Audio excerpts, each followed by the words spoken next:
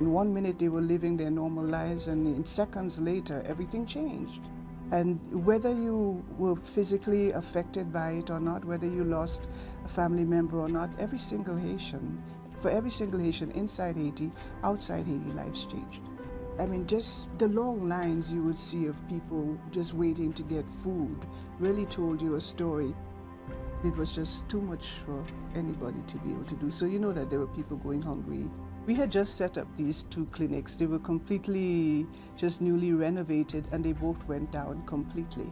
So we had staff who were traumatized. Some of them had lost their families. I remember one of the staff had actually lost her small baby. So the first thing we had to do was to get the staff back together and to begin to talk to them about what they were feeling, what they were needing, and slowly encourage them that everybody in Haiti has been affected. And as the organization that we are, we still need to find a way to provide the essential support that people needed.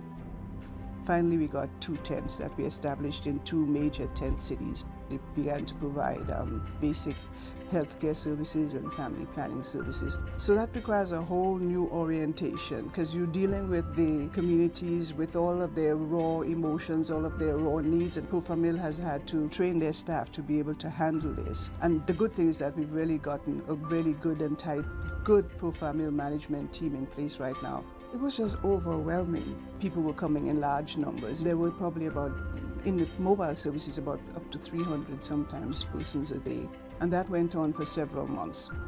It's only just recently that we're refocusing our work to have more of a focus back on sexual reproductive health, family planning, HIV/AIDS, and introducing work in gender-based violence because of the issues in the camp related to rape and gender-based violence. In certain camps, there are young girls who live either with a friend or alone. So that leaves them vulnerable in a situation where prior to this, Haitians lived in community, they knew each other.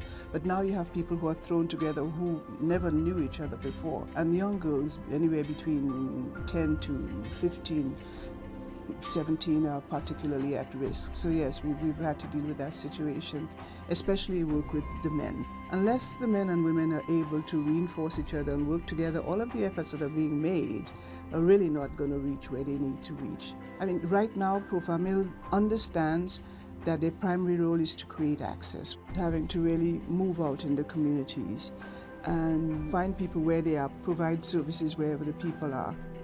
Profamil is in the business of ensuring healthy sexuality. They are in the business of ensuring that people are able to plan their families. That's central to the quality of life of a family. They're also addressing HIV/AIDS prevention. I don't think we need to argue the importance of that. And to the extent that we can support that, it becomes extremely important to support the work of Profamil. Because alongside a lot of the stories that we hear about violence and about abuse in the tents, there's also the flip side of that, of people reaching out in ways that they never did before, and humanity coming out of people and caring for strangers. And that's something. And that's happening a whole lot in Haiti also.